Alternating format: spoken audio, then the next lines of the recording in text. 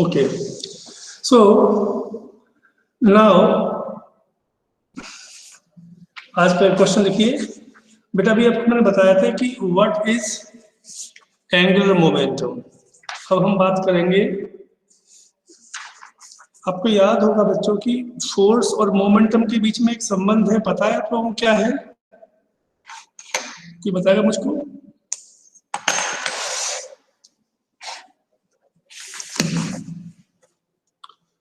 Momentum और force के बीच में क्या रिलेशन है, कोई मुझे बताएगा?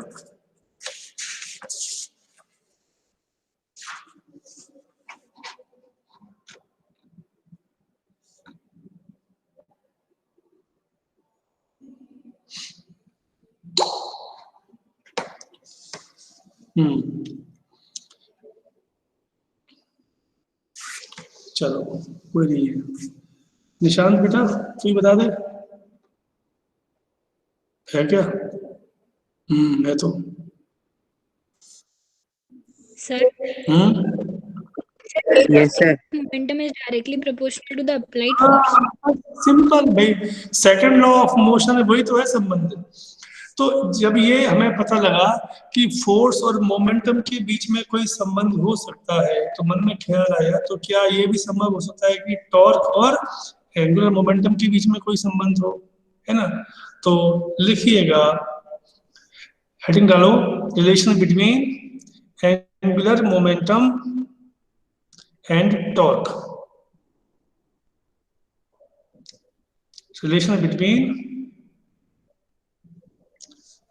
relation between angular momentum and torque। ठीक,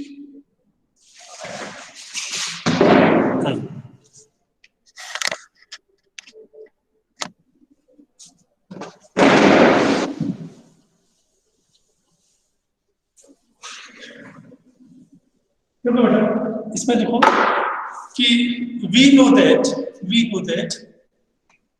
वेक्टर S होता है वेक्टर R क्रॉस P, ये हमने पढ़ लिया। ठीक, सो नाउ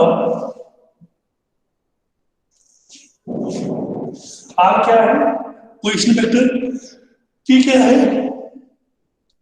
मोमेंटम। तो लिखिए differentiating both side with respect to time. Differentiating both sides with respect to time, we get क्या?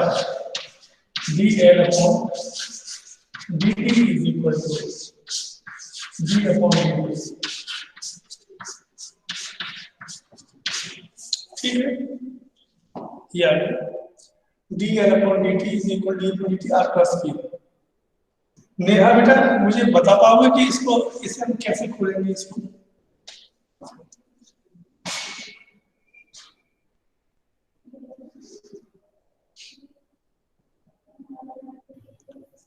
रुमेशा,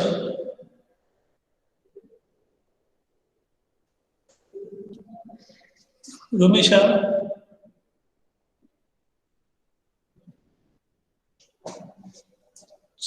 चलो कोई नहीं, निशांत भाई तुम ही आ जाओ। सर सर पहले R को कॉमन लेंगे और फिर P वेक्टर अपॉन dt करेंगे और फिर प्लस P को कॉमन लेके dr वेक्टर अपॉन dt। क्या है, क्योंकि बेटा ये भी वेरिएबल है और ये भी वेरिएबल है, तो ये हो गया फंक्शन का, हो गया डबल फंक्शन का, होगा क्या था? First function differential of second function plus differential of first function into second function. तो इसे आप कैसे लिखोगे?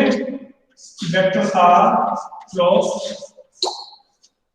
dt upon dt plus vector r cross sorry dr upon dt cross vector p। ठीक है जी। अब यहां देखिएगा, यदि हम इसकी बात करें तो वेक्टर आर क्रॉस, ये क्या लिखा है धनंजय?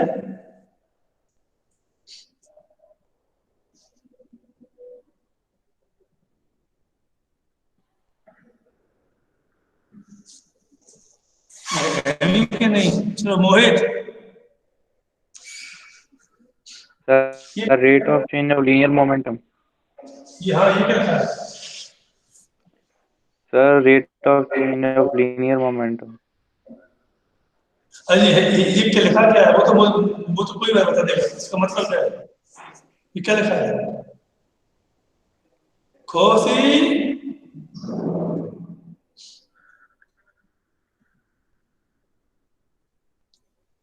खुशी बेटा, Sir, force. Force, very good, इसका नाम हो गया प्लस, ये क्या लिखा हुआ है?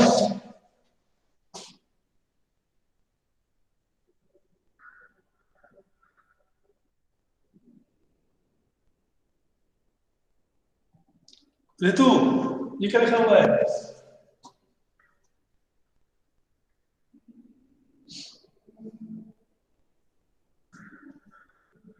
कोई बोलते ही नहीं है, क्या छोड़ा मैं बोलते तुम। ये लिखा है डिस्प्लेसमेंट, तो ये क्या हो जाएगा? वेलोसिटी क्रॉस, पी क्या होता है? मोमेंटम, ये क्या हो जाएगा? ठीक है, ओके, सो dl upon dt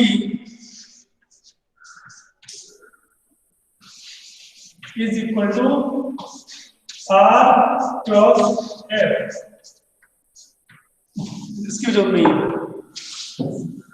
ये क्या लिखा है? ये क्या होता है? r cross f क्या होता है?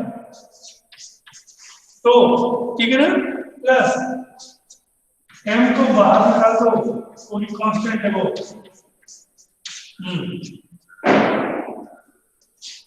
ठीक है, तो ये कितना आ जाएगा? dl upon dt is equal to 2 cross plus m into 0। ये समझ में आ गया क्या?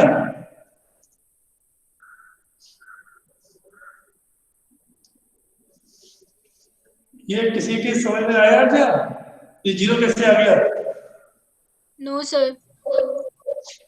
क्यों क्यों नहीं आया? Sir constant. ना, ये b का b 0 कैसे हो गया? अरे सर वो Sir, उनका self product सर zero होता है. हाँ सेल्फ प्रोडक्ट जीरो हो जाता है सर एंगल की वजह से। तो सेल्फ प्रोडक्ट होता है 0, i क्रॉस i 0 था ना, तो अगले स्टेप में ये हट गया, तो क्या बचा?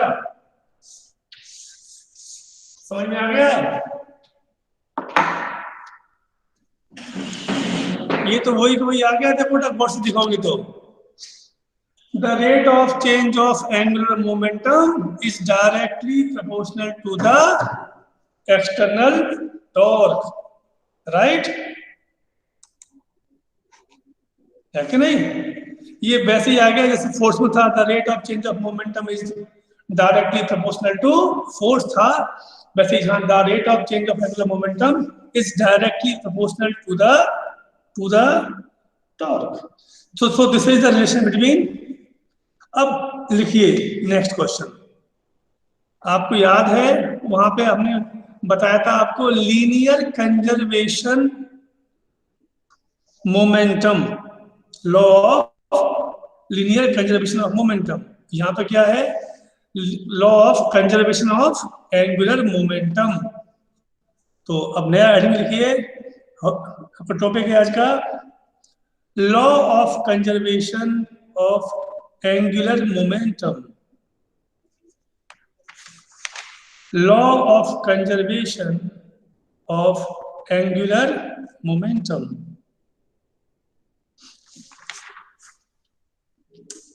ठीक है, यदि कोई मुझे कंजर्वेशन लॉ ऑफ मोमेंटम बता देगा तो मैं इसको यहाँ पर आसानी से बता दूंगा। बताओ क्या है law of conservation of momentum? क्या होता है?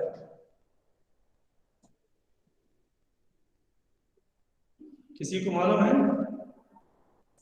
Sir, Sir, in in the an absence of isolated external. system, Final momentum is equals to initial momentum. हाँ ठीक है, और इसको मैंने और अच्छे ढंग से बताया था। ये आपने उसका In the लास्ट absence, हाँ in the absence of external force, the total momentum of system remains conserved. In the ये एक्चुअली इस स्टेटमेंट के बाद जो उसके स्टेटमेंट है कुछ नहीं वो आता है। In the absence of external force momentum of the system remains conserve, ये है ठीक ठीक हुई बात यहाँ होगी। इन द एब्सेंस ऑफ, बोलो, The torque. in the absence of torque, angular momentum of the rigid body remains constant or same. Got it? Photocopy है, एक के साथ एक free free free free. Diwali offer निकल गया, क्रिसमस ऑफर आने वाला है। देखो देखो, we know that tau is equal to होता है dn upon dt। We know that tau is equal to dl upon dt.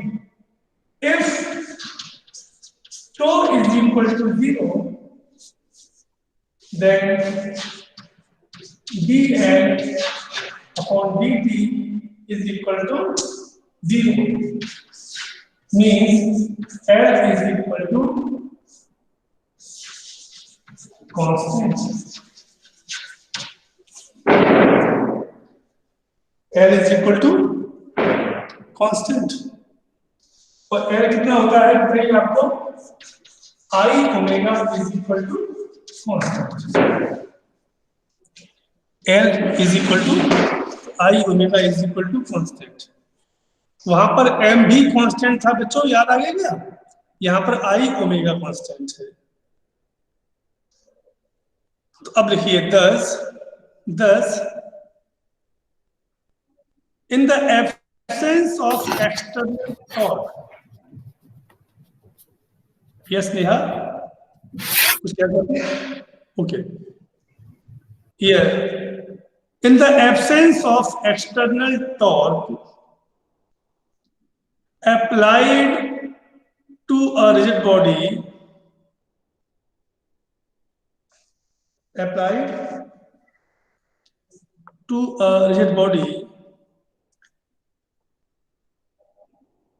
the total angular momentum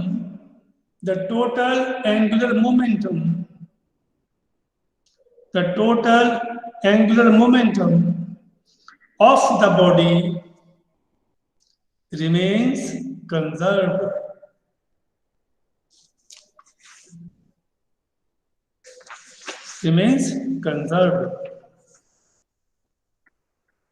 ठीक,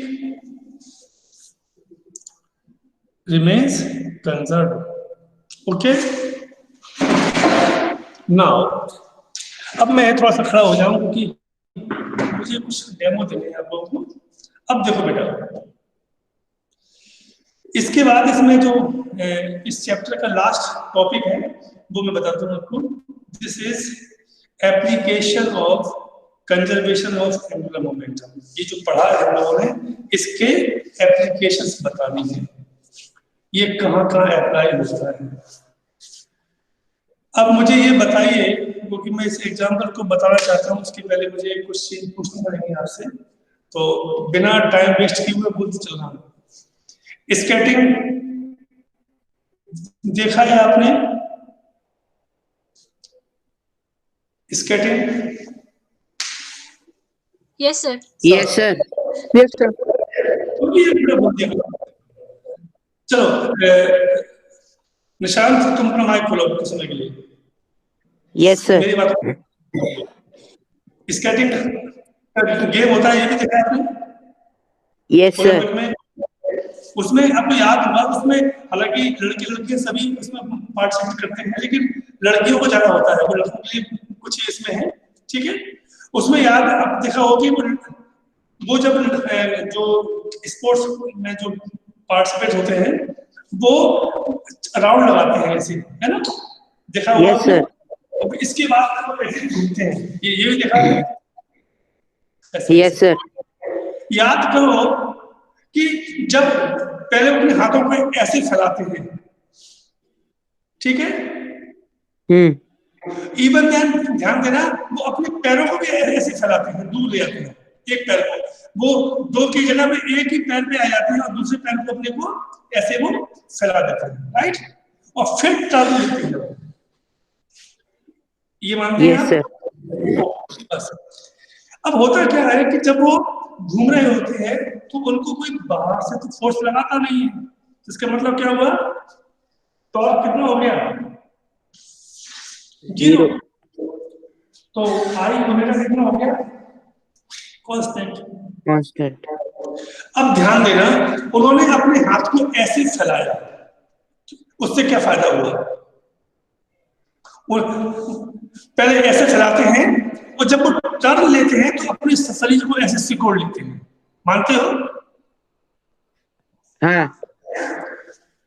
तो पहले ध्यान देना, वो पहले वो अपने को फैलाते हैं और फैला के घूमते हैं बहुत तेजी से खुद ही, और फिर अपने आप को सिकोड़ लेते हैं। इवन देन वो बैठ जाते हैं नीचे की तरफ और अपने साइज को बहुत छोटा कर लेते हैं और उनकी स्पीड बढ़ जाती है। याद आ रहा है? Yes sir. बस ये क्यों होता है? It is the great example of conservation of angular momentum, conservation of angular momentum, right. Okay, क्या होता है इसमें कि आई क्या होता है बेटा, मोमेंट ऑफ इनर्शिया, ठीक है। इसका मतलब क्या हुआ, इसका मतलब है I1 omega 1 is equal to I2 omega 2, right? Yes sir. तो पहले हमने जब को फैला दिया ऐसे, तो हमारा मोमेंट ऑफ इनर्शिया कम हुआ कि ज्यादा हुआ?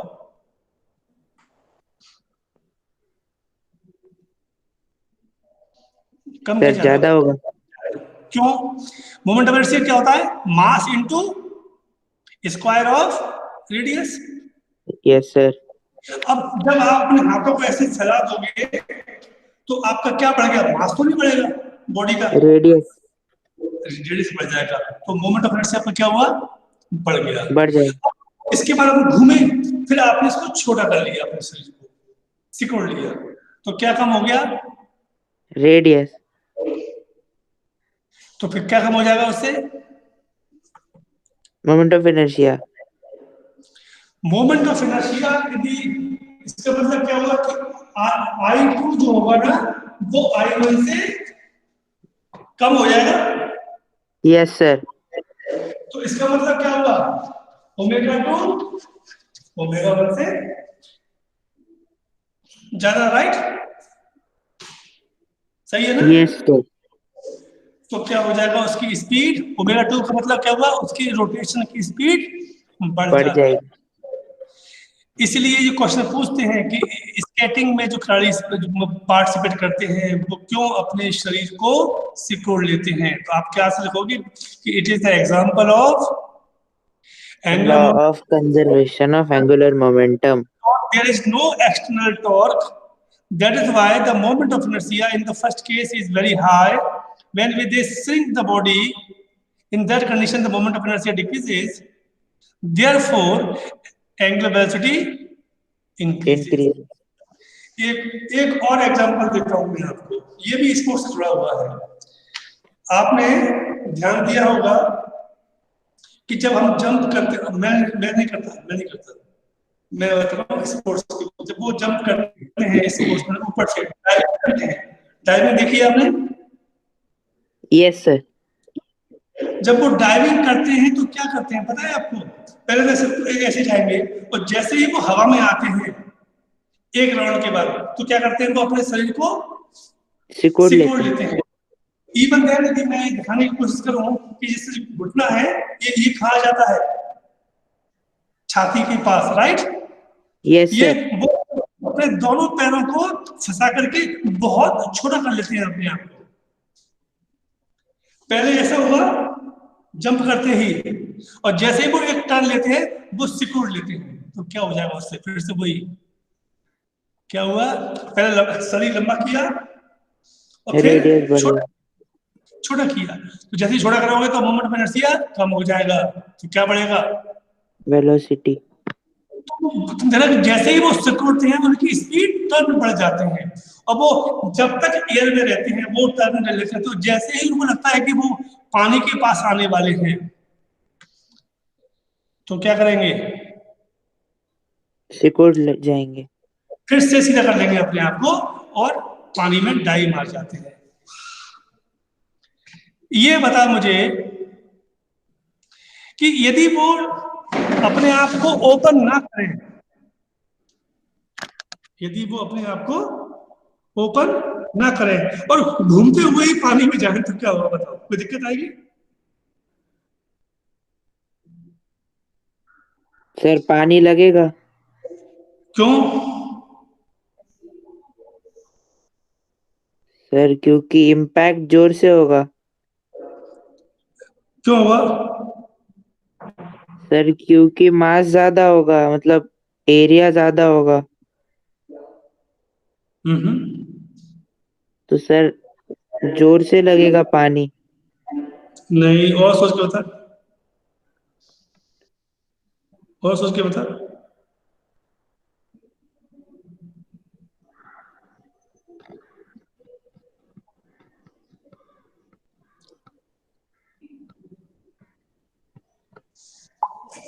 देखो बेटा, इसमें क्या हो जाएगा समझो बात को।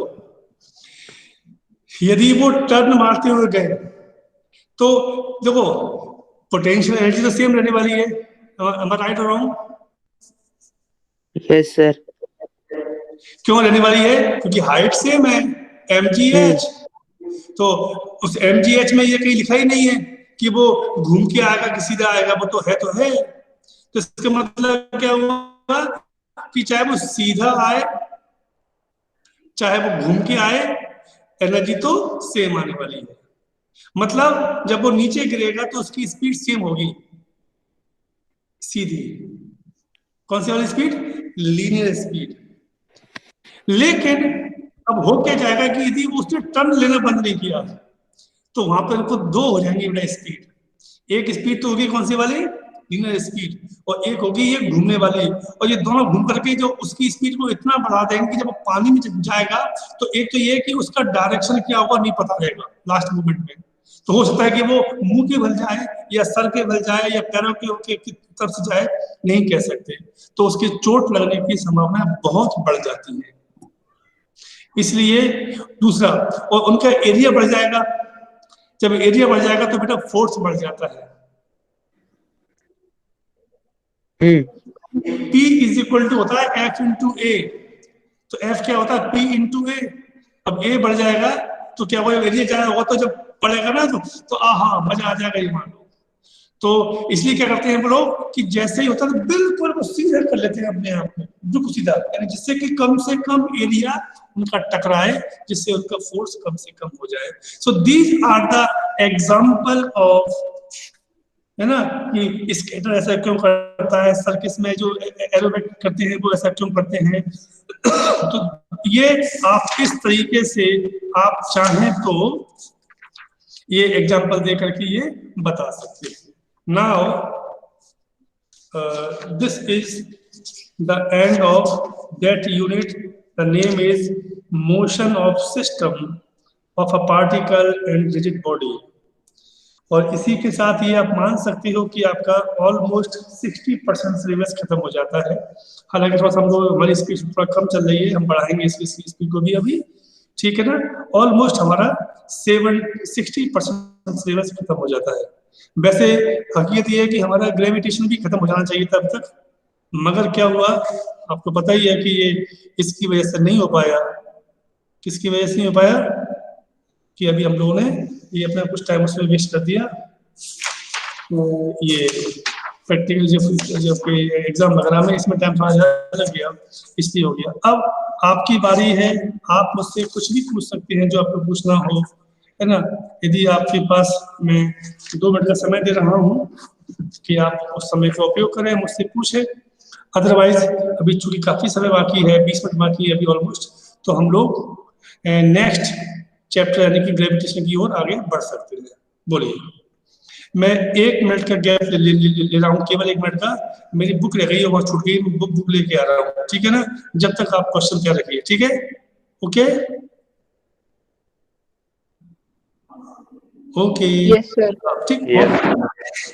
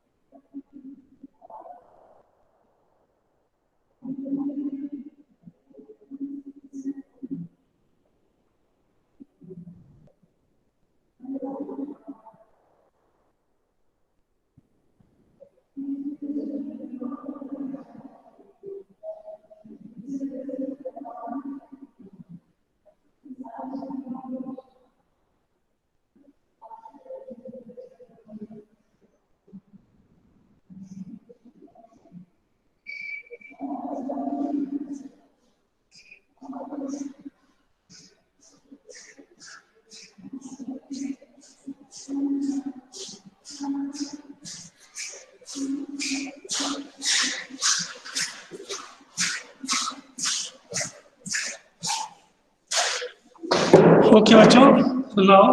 यस, योर टर्न, बताइए मुझे।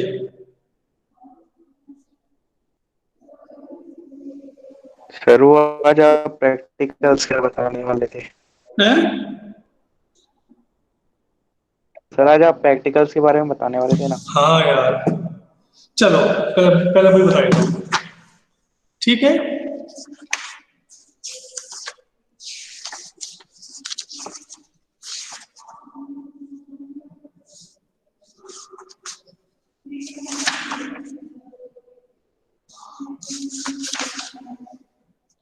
अच्छा, मैं एक काम करूं, मेरे पास जो लिखे उसमें टाइम वेस्ट होगा काम काम में, मेरे पास वो है अभी, इसकी लिस्ट है ना, तो मैं उस लिस्ट में टिक मार करके इसको फोटो खींच के भेज दूं,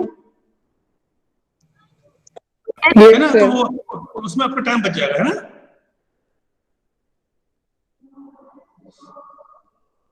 बोलो भाई। Yes, sir. हाँ ठीक, तो मैं अभी बस ये ध्यान रखना, इसमें 2 सेक्शन है, सेक्शन फर्स्ट ए और बी, तो ए में से भी लिखने हैं अपने को और बी में से भी लिखने हैं, ठीक है ना? ये ध्यान रखना उसके बाद, ठीक है?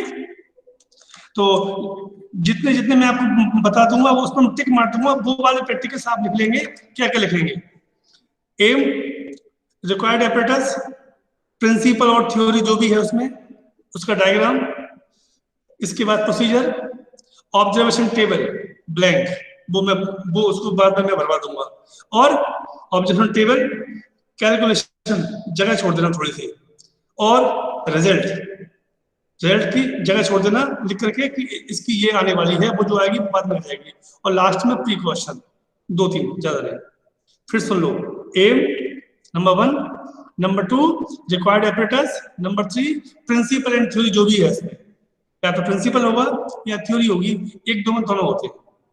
3 डायग्राम उसके सपोर्ट में, प्रोसीजर कम से कम शब्दों में लिखेंगे आप, ज्यादा टाइम वेस्ट नहीं करना, ठीक? एक पेज में रहना चाहिए। फिर ऑब्जर्वेशन टेबल ब्लैंक बना के छोड़ देना, उसमें जहां पर आपको वैल्यू पुट करनी है वो छोड़ देना, बाकी सब भर देना। ठीक है, इसके बाद कैलकुलेशन एक पेज छोड़ देना, हाफ पेज छोड़ देना, जिससे कि इसमें हो जाए वो। देन आफ्टर रिजल्ट, तो मान लो एग्जांपल दे रहा हूं मैं आपको कि the acceleration due to gravity of the earth at my school is dash dash dash, छोड़ देना। जब हम लोग निकालेंगे जी की वैल्यू तो वहां पुट कर देंगे। ठीक है, the elasticity of that material is dash dash, छोड़ देना, भर देंगे। और लास्ट में लिखना प्री क्वेश्चन।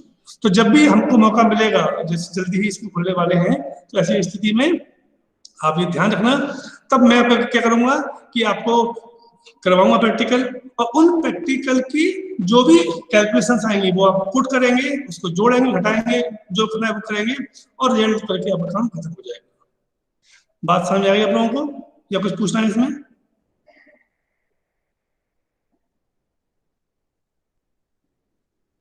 No sir. ठीक, तो बस ये है आपका, ये मैं अभी जस्ट जैसे ही एग्जाम खत्म हुआ, अपना जब क्लास खत्म होती है उसके तुरंत बाद, ये टाइम नहीं हो रहा है सर, चलो ठीक है, तो उसको नेक्स्ट दिन पढ़ाएंगे, अभी पढ़ा लेते। हाँ चलो, और क्वेश्चन 5 मिनट बचे हैं केवल, 4 ही बचे हैं तो। हाँ, तो बड़ा समझ में आ गया आपको। मैं अभी आपको जैसे ही खत्म होता है मैं आपको भेज दूंगा। हाँ तो सर उसकी जो कैलकुलेशन है सर, उसके लिए आधा पेज छोड़ना है मतलब? आधा पेज पर्याप्त है। और सुनो, यदि ना भी छोड़ो तो कोई दिक्कत नहीं है। इसमें क्या होता है कि एक पेज पे लिखते हैं, एक पेज खाली होता है ना, ब्लैंक होता है। Yes, sir. आप क्या करना, अब तो ये काम करना, मत छोड़ना जी, मत छोड़ना, है ना। आप तो मतलब कि 6 पॉइंट आ गया ऑब्जर्वेशन टेबल, तो 7th डाल देना सामने वाले पेज पर, व्हाइट पेज पर, लेफ्ट वाले पेज पर कैलकुलेशन। Yes, sir. आप क्या करना, तो वहां लिख देना, तो वो फालतू में क्यों फालतू में पेज खराब करना, वो उसमें करवा देंगे, है ना। Okay, sir. 6 observation, 7 calculation, 8 result, 9 pre question, ऐसे कर लेना। ठीक है, यानी कि डायग्राम और कैलकुलेशन आपके लेफ्ट पेज पे होंगे। ठीक है, डायग्राम क्या बनेगा, जिसपे लाइनिंग नहीं है, ब्लैंक है, जो माने जो प्लेन पेपर है विदाउट लाइनिंग वाला, और जो वो होगा वो इसमें हो जाएगा। ठीक है ना, चलिए नेक्स्ट। Yes. और ये अभी मैं जैसे ही अपनी आपकी क्लास खत्म होगी, मैं चूंकि मेरे पास पेन नहीं है यहाँ पर, तो मैं टिक लगा करके मैं आपको भेज दूंगा। तो आपको वो करना है, पहले सेक्शन ए की लिखना, फिर सेक्शन बी की लिख लेना, और जितनी जल्दी हो उतनी जल्दी लिख लेना, ऐसे हो जाए ना, जल्दी लिख के फ्री जाओ। हाँ जी, नेक्स्ट क्वेश्चन, कोई डाउट? सर रिजल्ट के लिए भी स्पेस।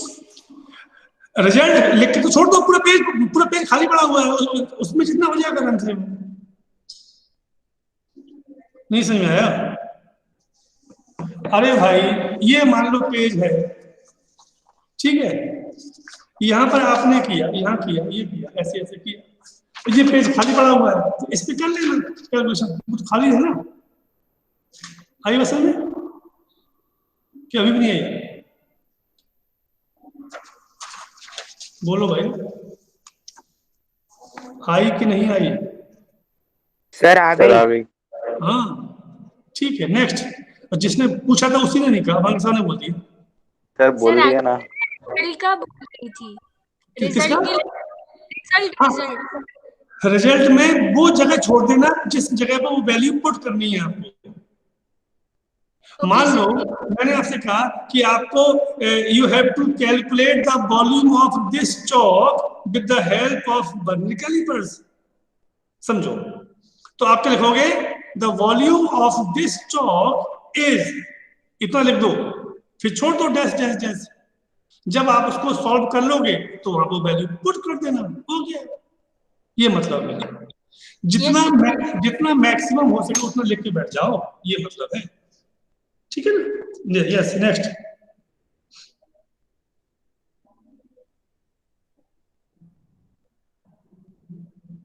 नेक्स्ट,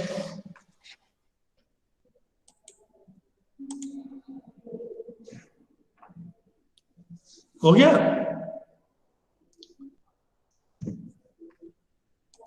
नहीं हुआ तो एक आध अभी थोड़ा सा टाइम और भी है, थोड़ा सा पूछ सकते हो, ऐसी कोई दिक्कत की बात नहीं बेटा, है?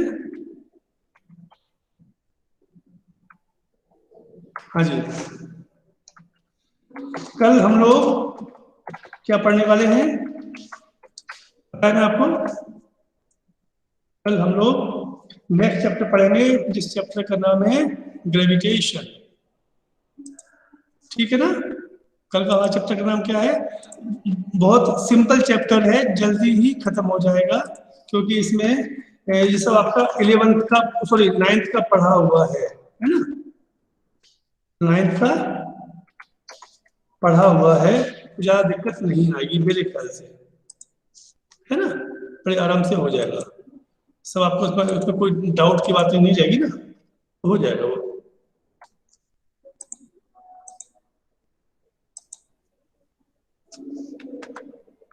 हाँ जी, तो बताइए और कोई क्वेश्चन है दिमाग में?